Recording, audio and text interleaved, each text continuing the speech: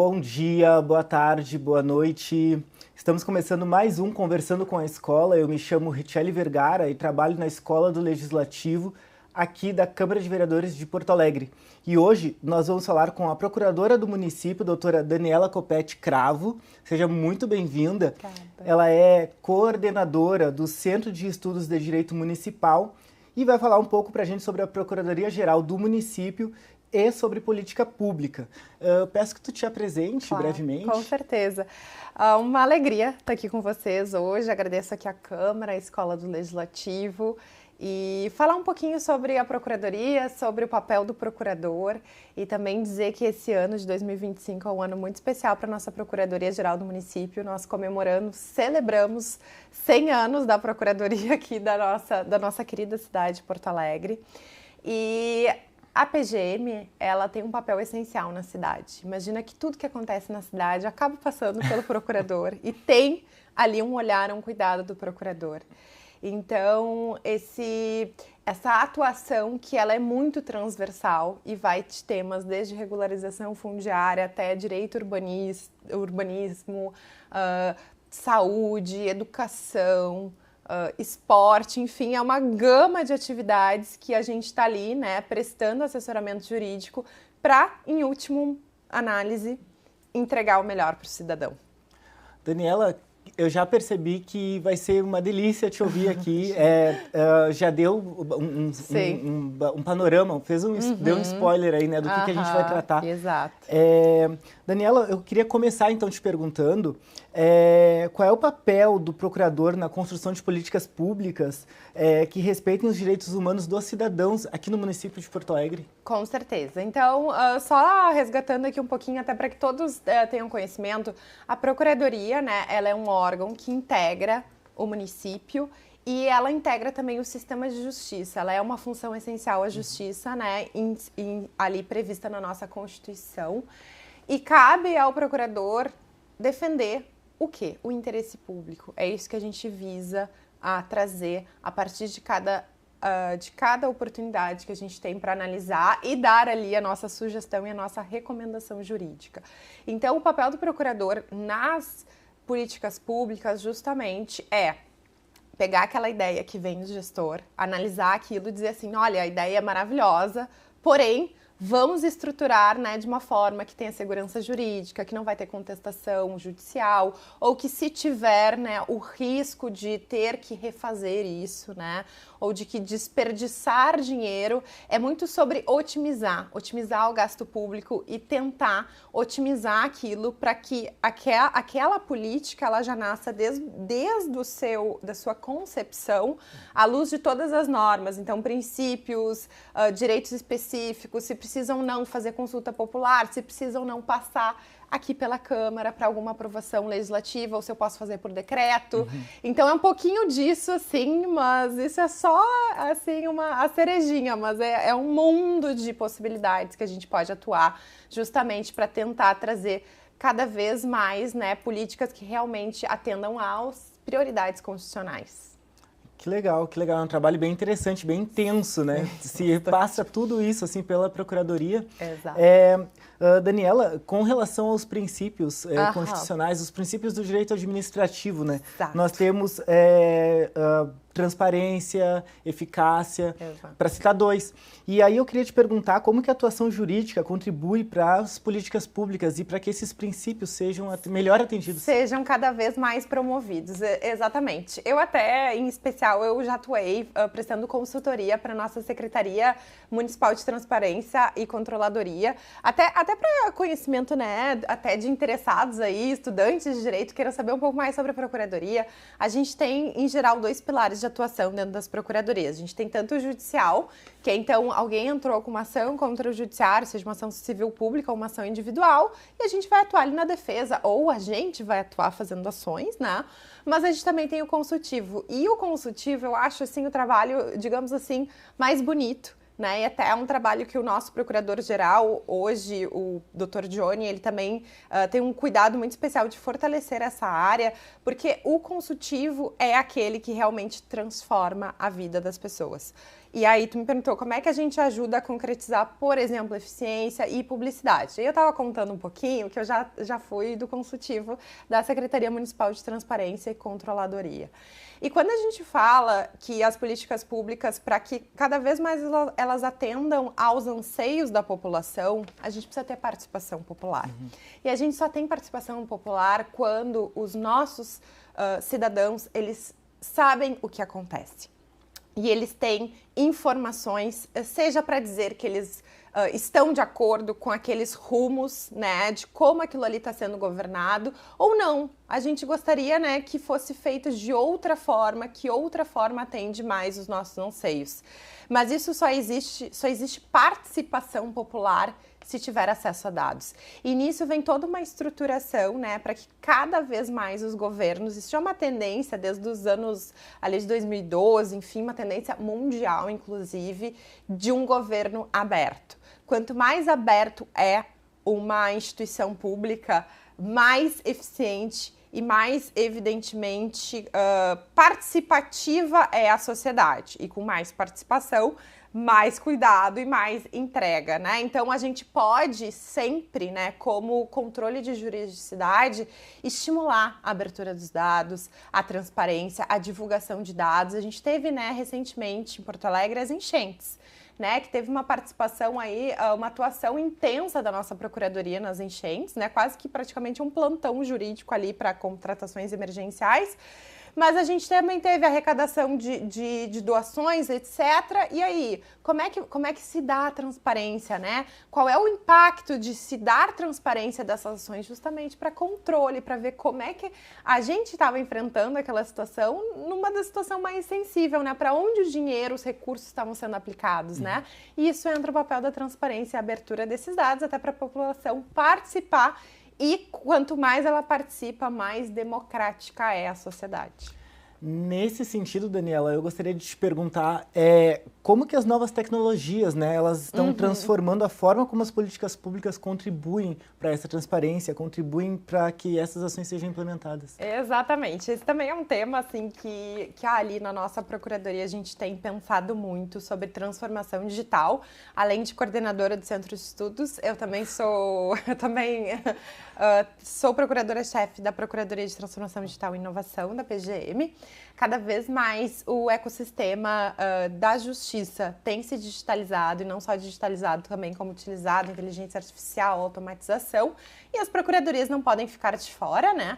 E nesse momento a gente vivencia, então, a digitalização do governo. A gente tem o governo digital, e aí entra também a própria, uma nova forma de transparência, né, a partir das tecnologias. Então, antigamente, né, vamos supor, ia ter uma licitação, tu publicava um edital no mural da instituição, assim, né, mas a gente chegava aqui na Câmara, tinha ali, né, um edital publicado no mural, né. Hoje a transparência, ela transcende fronteiras, né. A gente tem como dar uma maior visibilidade cada vez maior para as atividades, né? A abertura dos dados de forma digital, ela é muito mais eficaz, né? Hoje em dia a gente tem até organizações do terceiro setor e até para contribuir com a participação popular que consegue pegar, né, monitorar esses dados que são publicados pelas instituições públicas e fazer cruzamento de dados até para verificar irregularidades, fraudes. Eu me lembro também, esses contextos ou de pandemia ou de grandes crises, elas são importantes para dar os exemplos, né? Eu me lembro que em pandemia foi por causa desse cruzamento de dados, da publicação de dados, que se descobriu que vários servidores, por exemplo, não estou falando nem do Rio Grande do Sul, do Brasil, foi descoberto que servidores estavam pegando benefícios assistenciais que não faziam jus. E pelo cruzamento de dados, portais de transparência, né, a publicação de dados abertos ali de remunerações, que se permitiu verificar se aqueles que estavam aplicando para aqueles benefícios realmente atendiam aquelas condições. Então, nesse contexto, né, como a gente consegue utilizar tecnologias, né, de Big Data, automatização, inteligência artificial, a gente consegue cruzar os dados e fazer um monitoramento muito maior do que realmente está acontecendo, até para ver se aquela tendência ali, realmente, aquela ação, ela está bem desenhada, ela se sustenta e ela é sustentável também. Essa fiscalização cidadã, ela se dá a partir de uma organização da sociedade civil em prol de uma maior efetividade das políticas públicas, Claro. né? E com base nisso, a gente tem agora o conceito de cidadania digital, né? Cidadania E aí eu digital. queria te perguntar, primeiro para que tu me explicasse direitinho, para quem está nos assistindo, o que é terceiro setor, como as pessoas podem se somar, né, participar disso, e aí logo em seguida, o que é esse conceito de cidadania digital atualmente nessa era das novas tecnologias? Não, com certeza.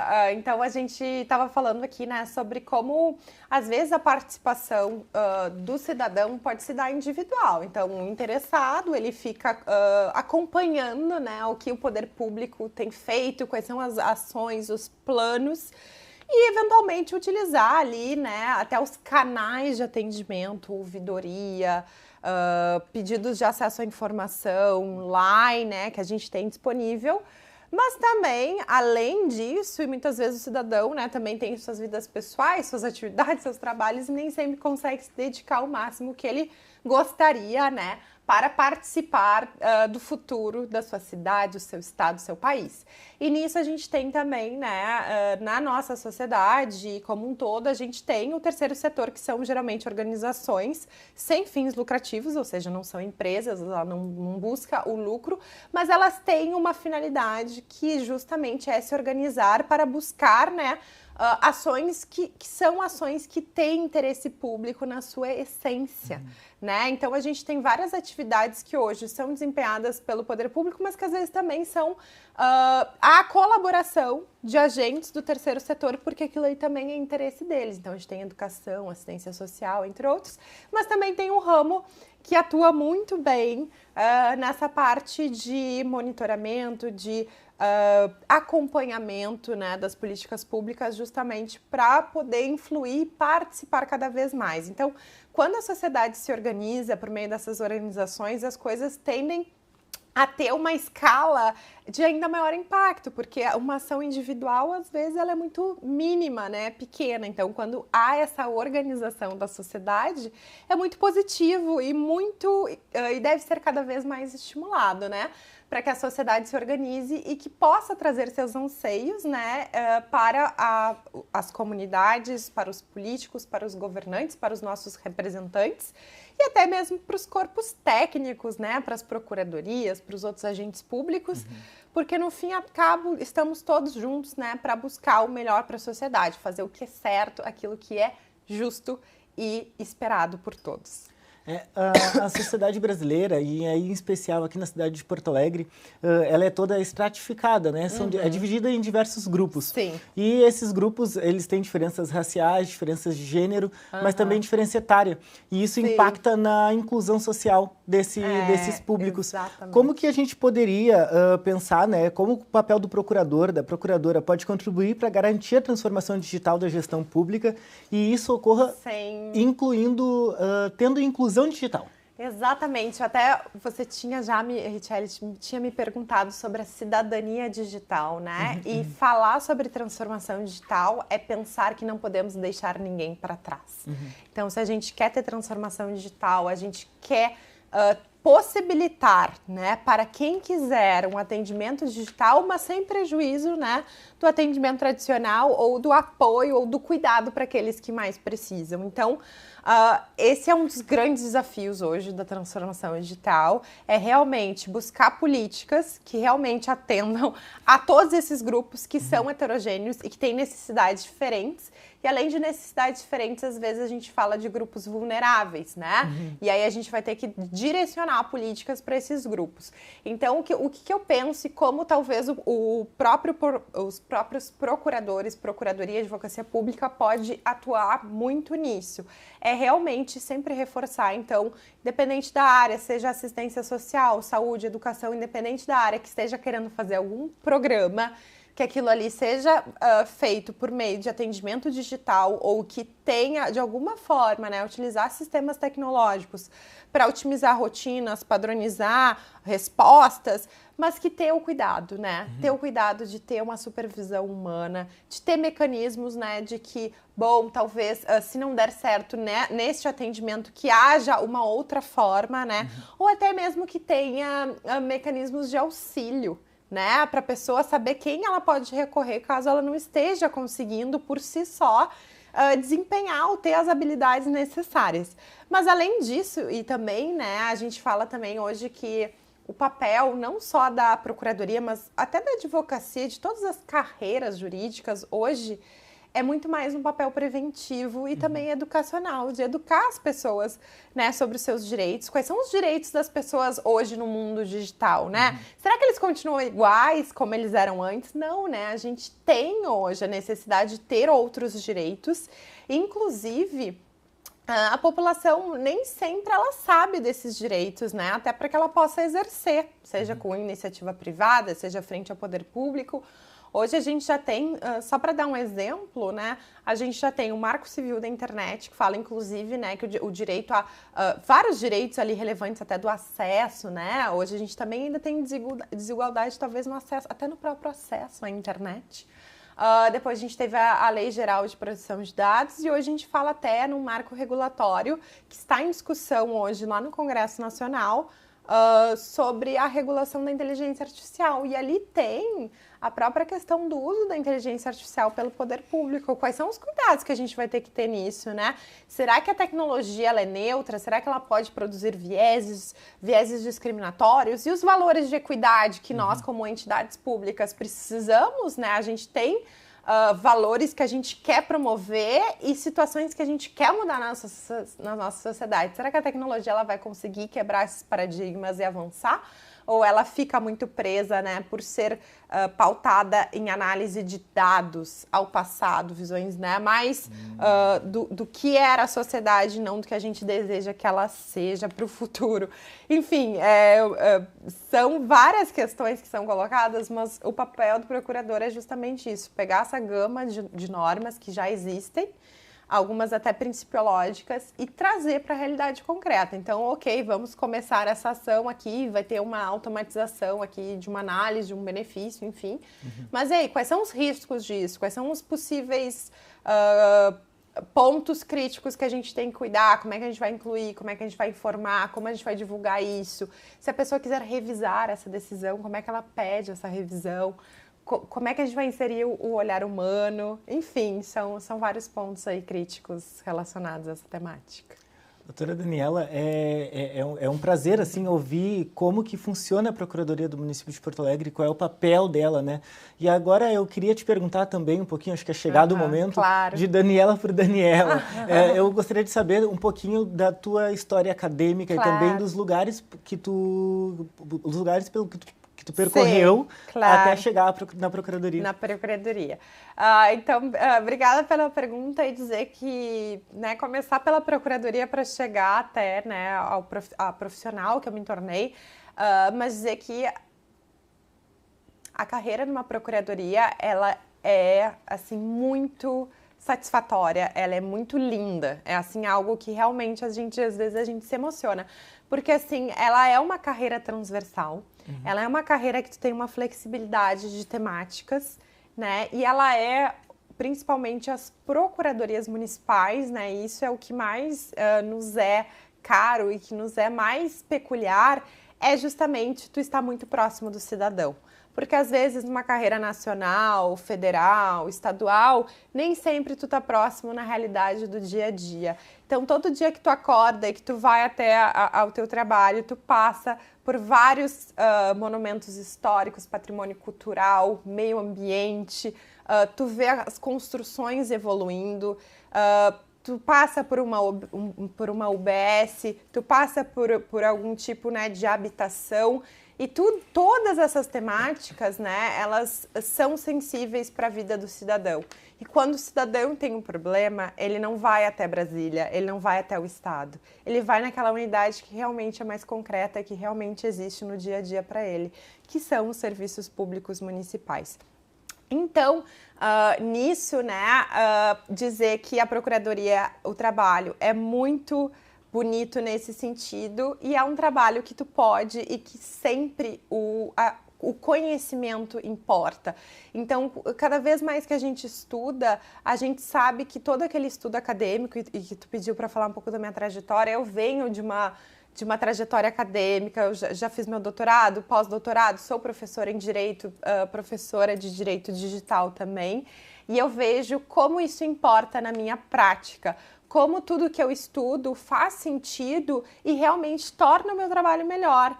E ter essa conexão entre academia e prática é uma das coisas mais que nos traz realmente um retorno, uma satisfação de trabalhar e poder realmente querer buscar sempre mais para trazer aquela orientação mais precisa, mais segura, que realmente o gestor vai dizer assim, não, eu quero fazer isso porque eu estou confiando que isso vai dar certo, que a gente tá com todos os pilares necessários e que isso vai realmente atingir essa comunidade que precisa e que está demandando esse serviço, essa política pública. Então, eu acho que dentre todas as carreiras jurídicas, as procuradorias, em especial as procuradorias municipais, são as que mais permitem que realmente a gente esteja conectada com o dia a dia, com a realidade prática e que o nosso estudo, né, que eu falei, né, do meu doutorado, meu pós-doc, foram todos em digital, direito digital, e que hoje eu tenho a felicidade de acompanhar ali desde o início essa realidade digital acontecendo. Essa transformação, né? Essa transformação e tudo que a gente via lá na academia sendo discutido com lideranças, participação social. Então, assim, é realmente um sonho. É incrível. Doutora Daniela, é maravilhoso ouvir a sua paixão pela profissão, pelo seu trabalho, por tudo que estudou até aqui, né? E que segue estudando e agora dando aula também, né? Sim, sobre direito exato. Digital. Para que as pessoas possam te localizar nas redes sociais, como que faz? Com certeza. Eu participo de várias redes, inclusive compartilhando os meus estudos, os trabalhos, o dia a dia, né, da nossa realidade. Então, é o meu nome completo, né, Instagram, LinkedIn, etc. Mas também convido vocês para seguir o nosso Instagram da nossa Procuradoria Geral do Município, em que a gente compartilha o nosso dia a dia, as novidades, o nosso trabalho e a nossa dedicação com o povo da nossa cidade aqui de Porto Alegre. Então sigam o perfil da PGM Porto Alegre e a gente espera estar sempre aí contribuindo para o desenvolvimento sustentável e de longo prazo e cada vez, né, que a nossa cidade cresça e se desenvolva também economicamente cada vez mais. O Conversando com a Escola de hoje recebeu então a procuradora do município, doutora Daniela Copete Cravo, que é a coordenadora do Centro de Estudos de Direito Municipal. Falou um pouquinho sobre a Procuradoria-Geral do município e também sobre política pública, inclusão digital, dentre outros assuntos que foram abordados hoje. Eu agradeço muito a tua presença. Fico grato por ter tido essa conversa, por ter tido essa aula contigo hoje. E agradeço a presença de todos, aliás, a escuta de todos. Fica aqui o meu agradecimento. Tchau, tchau, gente. Tchau, pessoal. Foi uma grande satisfação. Muito obrigada pelo convite.